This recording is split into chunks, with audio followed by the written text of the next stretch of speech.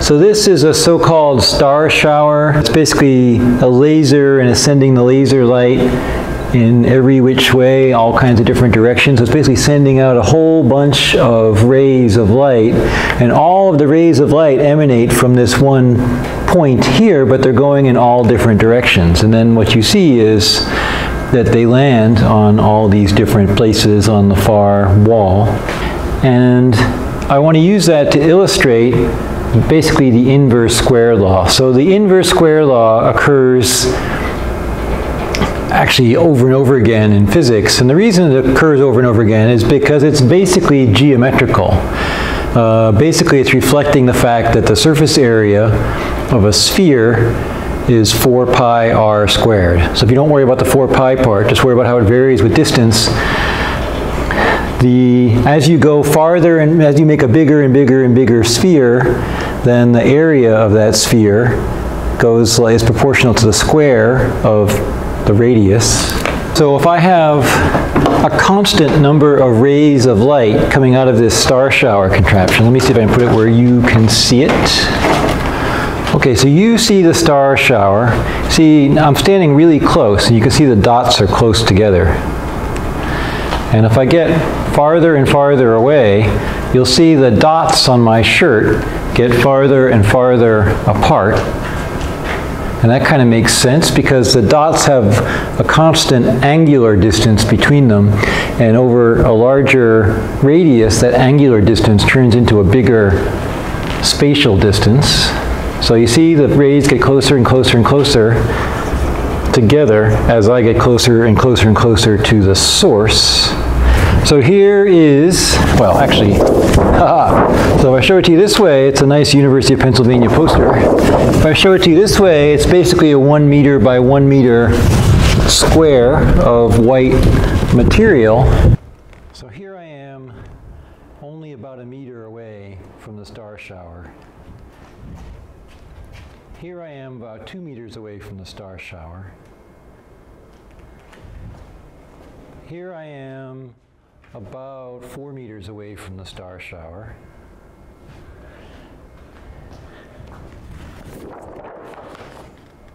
And you can see as I get farther and farther and farther away, I intercept a smaller and smaller and smaller fraction of the dots. And as a matter of fact, you see, if you imagine the star shower, this star shower doesn't actually cover the entire, it doesn't cover all directions on the globe. It only points out kind of in a cone. But imagine a star shower that pointed out in all the directions of the globe. Then if I go like 1 meter away, then I have okay, this is my 1 square meter. My 1 square meter is divided by 4 pi r squared. R is 1 meter. So all those rays cover a total surface area of 4 pi times 1 meter squared at a distance of 1 meter. If I go 2 meters away, all those rays cover a surface area of 4 pi times 2 meters, the quantity squared. So that's like 1/4 as many rays per meter. If I go to like 3 meters away, you see now it's like 4 pi times 3 meters, the quantity squared. So that's like 1/9 as many rays intersect my 1 square meter thing. Or if I go to like 4 units away, then it should be like 1/16 of the original number of rays intersecting. Or if I go to like 5 meters away, it should be like 1/25 of the original number of rays. Or if I go to like 6 meters away, it should be like 1/36 of the original number of rays, and so on. And you say, why is this relevant to sound? Well, if I have a source of sound, like suppose I have a lawnmower running in an open field. If you're right next to the lawnmower, then in your ear, you intercept a large fraction of the acoustic energy emitted by that lawnmower. The farther and farther and farther away you go from the lawnmower, the smaller the fraction of the sound energy emitted by that lawnmower is intercepted by your ear. So if you say, how loud does something sound? It's not the acoustical, well, first of all, there's power. Power is like the energy per unit time. So there's like the acoustical energy per unit time emitted by the lawnmower, but then how much of it does your ear actually intercept? And that is like power per unit time. Power per unit area. Because your ear, you know, only picks up some little area of sound waves. Just like when I put this sheet of paper picks up, say, some constant area.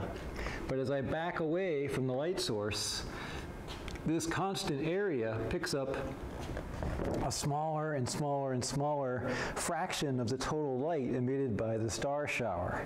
So similarly, as I back farther and farther and farther away from that lawnmower, my ear intercepts a smaller and smaller and smaller fraction of the acoustical energy, or energy per unit time, emitted by that lawnmower. So the sound intensity that I hear is the energy per unit time emitted by that lawnmower in acoustic form divided by 4 pi r squared, where r is how far away I am. So if I get twice as far away from the lawnmower, then the intensity, that's the power per unit area that my ear detects, is 1/4 as much. If I get 3 times as far away, it's 1/9 as much. 4 times as far away is 1/16 as much, and so on. So if you get 10 times as far away, it's 1/100th as much acoustical intensity. That's power per unit area. Okay, what I just did to the transverse wave machine here, first of all, I left the dash pod at the far end, so it's supposed to absorb as much of the energy as it can of whatever makes it to that end. I think that just makes the picture a little easier to see. And then what I put in the middle of the machine, I put a 100-gram mass on. And I had to put a balanced pair because this thing is balanced, so I don't want to make it lopsided. So I put a pair of 100-gram masses about halfway down the machine.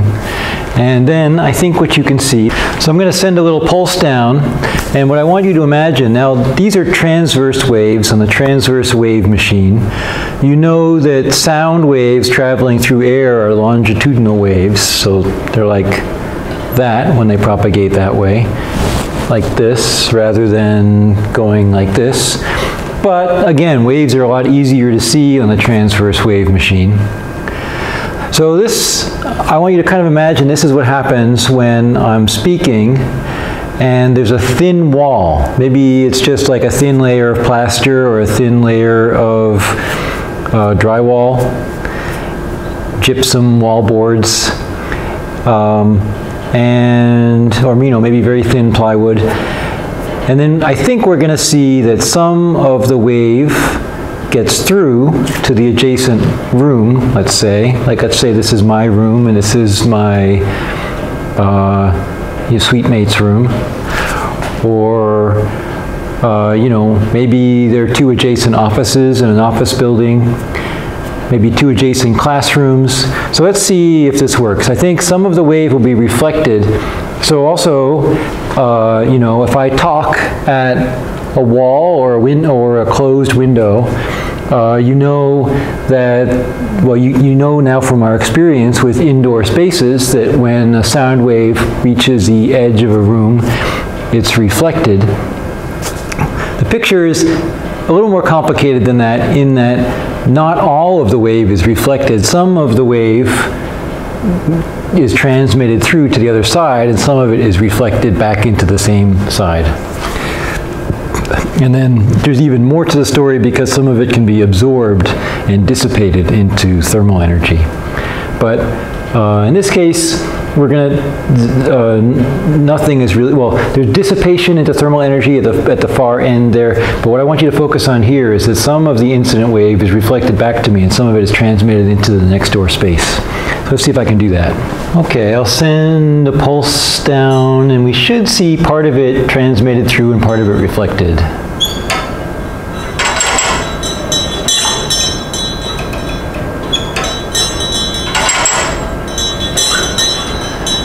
Yeah, I think that's pretty decent. So it looks like, in this case,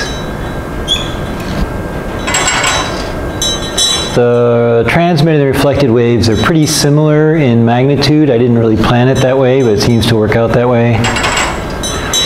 Now, I think that's for a pulse I send from one end to the other. Let me try like a harmonic wave, so a wave of constant frequency. And you can see at very high frequency, the mass is pretty effective at stopping the wave from getting through from one side to the other. And that's generally true. If you have a wall, even a relatively thin wall from between one room and another, then the high frequencies will be mostly reflected. But then let me send a lower frequency through. Okay, you see, so for the lower frequency, a larger fraction of the wave gets through to the other side. Still kind of looks like what's on the far side is smaller than what's on the near side, but definitely some decent fraction of it gets through. And I guess if I try to go to even lower frequency, then I think this mass won't be very effective at all at blocking the wave. So this is true of sound waves going through a wall or a closed window. But I think it's nicely illustrated on the wave machine with the mass in the middle, that at higher frequency, the mass is more effective at stopping the sound wave, or the wave from getting through from one side to the other. And at lower frequency, the mass is much less effective at reflecting the wave, keeping it in the source room, keeping it from getting through into the adjacent room. Now I want to try the same thing. I'm going to pause for a minute, and I want to try the same thing with a bigger mass. Well, I just multiplied by about a factor of 5 the mass in the middle of the wave machine. Let's see what happens if I send a pulse down now. So now I think the transmitted pulse is a lot smaller than the incident pulse. Let me see. Yeah, I think, I don't know, arguably a larger fraction of it is reflected now. Maybe it's my imagination.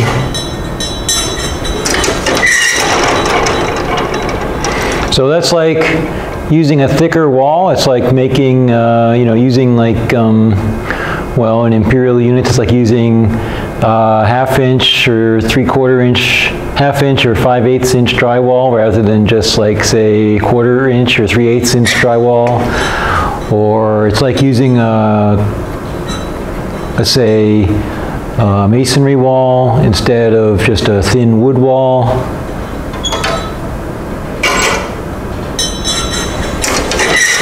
And then let me try the same thing. Well, here, I'm going to do another full pulse. Okay. And then let me try the same thing with a wave of constant frequency. Let's see what happens. So here's high frequency again. So it seems like really very little gets through at high frequency.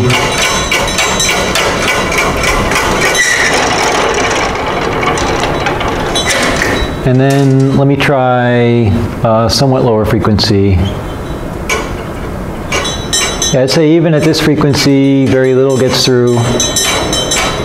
You can see something gets through, but it's really pretty small in amplitude. That's pretty decent. Yeah, so you can see that basically you see some kind of activity of that same frequency on the far side, but it's a lot smaller than what you see on the near side. And let me see if I can reduce the frequency even a little bit more.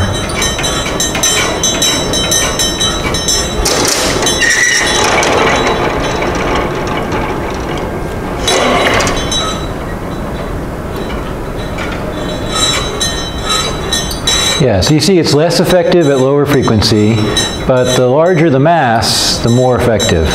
So more mass, or in case of a wall, it's mass per unit area, but in case of this wave machine, it's just the amount of mass I put in the middle of the machine. So if you make your wall more massive, more mass per unit area of the wall material, then it's more effective at reflecting the sound, keeping it on the same side, not letting as much of it get to the far side. And as you go up in frequency, it's much easier to keep the noise, the sound on your side of the wall, keep it from getting through to the adjacent room. And as you go down in frequency to lower and lower frequency, it's much harder to contain the noise. So if you had like a bass drum, boom, boom, boom, boom, then even if you have a pretty good wall between you and your suite mate's room, it's pretty hard to keep that from getting through to the other side. Whereas like, you know, if you're playing the piccolo or some kind of high frequency noise or the high frequency noise of an old-fashioned computer monitor, then that's actually pretty easy to block. It is blocked pretty effectively by mass in the middle. Okay, so the next thing I want to show you is the trick that really works well when you're building a room, which is instead of putting a huge amount of mass in one place, you can split up the mass and make a double layer wall. So instead of one big massive wall, you have 2 layers of wall separated by empty space, and that actually makes a really good sound barrier. Okay, so now I have just about the same amount of mass we were using before.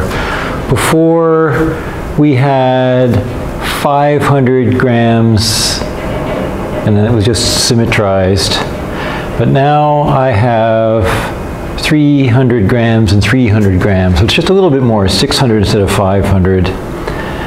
It just turned out that was a little easier to do. So yeah, it's really only a tiny bit more mass than we had a moment ago, but the mass is divided up. So half of the mass is here and half of the mass is here. And I think what you're going to see, so this is like a double layer soundproof wall. This is the way in real life you make a nice wall that keeps noise on one side from getting through to the other side. So let me send a pulse down here. And yeah, I think actually you saw almost nothing get through. Now pulse actually, unless you take math 114, you're not really going to see this, but a pulse actually maybe it's math 240, maybe math 240. Anyway, a pulse is made up of many different frequencies superimposed. So actually what you saw get through from one side to the other was just the low frequency part here. So I'll send this pulse through.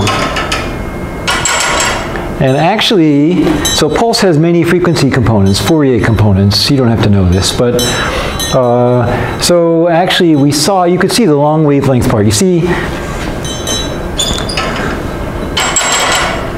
so what gets through to the other side is actually just the longest wavelength or lowest frequency part. So let me do a sinusoidal wave here again. And look at this. I think like basically nothing gets through the other side at high frequency. That's very effective. Let me let this die out a little bit. And I'll try a somewhat lower frequency. And again, it seems like basically nothing gets through. That's actually really good. Let me try an even a little bit lower frequency. Eventually, when we get down low enough, you'll see something gets through. But yeah, okay. If we get down low enough, then even with this trick, something gets through. But this is pretty darn good. So when you split up the mass into 2 separated blobs of mass, so here's one wall, and then there's a gap, and then there's another wall. That's really the way to keep, you know, the stereo playing in your suite mate's room from getting through to your room.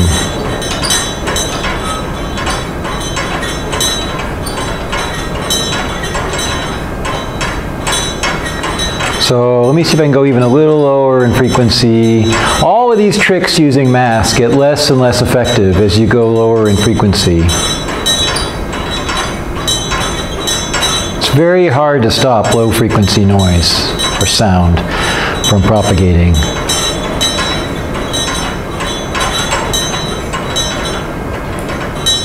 Yeah, you see the low frequencies are pretty darn hard to stop, even with this quite excellent barrier. But at high frequencies, it's actually, see this double layer wall, double mass layer, it really does an outstanding job at high frequency.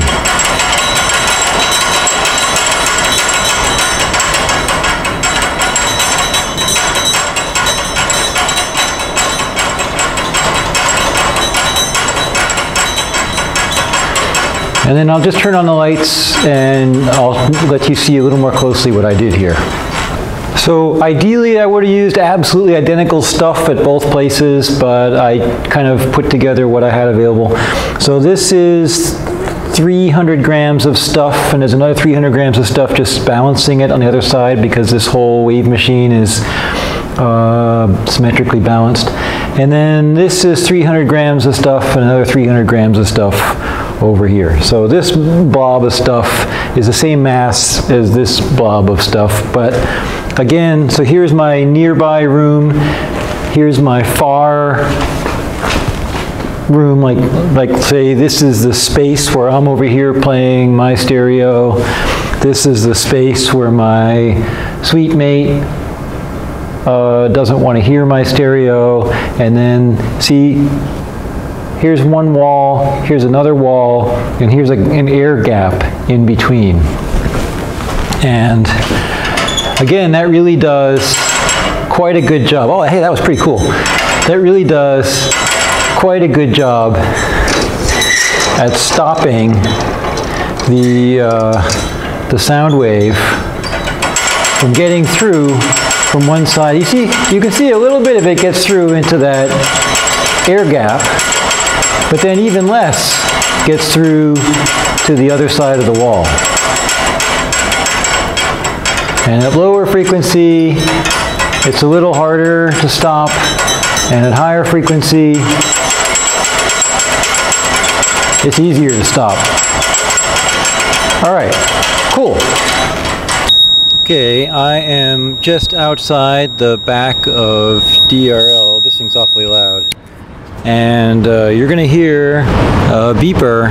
It'll go wee, and then I'm gonna swing it back and forth over my head, and I'm gonna put the microphone over there, and as it's moving toward you, you'll hear a higher frequency, and as it's moving away from you, you'll hear a lower frequency. So let's see how that goes. We'll turn on the chirper.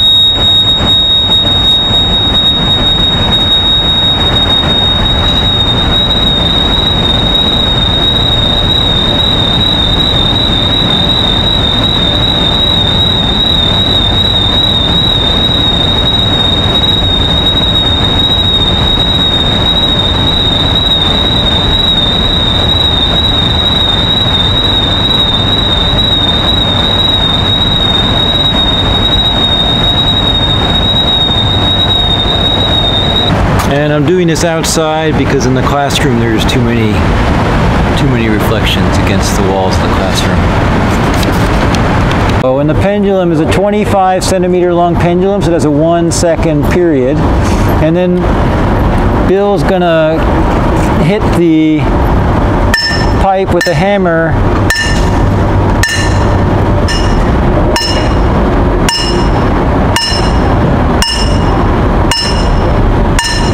Okay, I'm going to walk away. I'm going to go about 86 meters away. Here I go. And you can see me. Hey, I'm 86 meters away.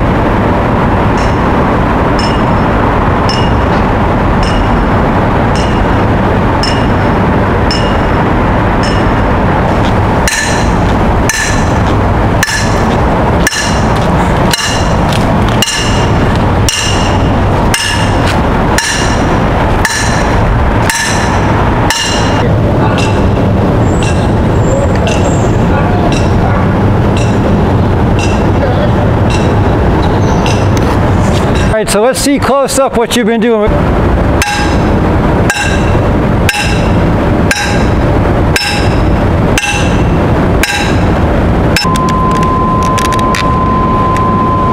this is working right now. We'll give it a shot.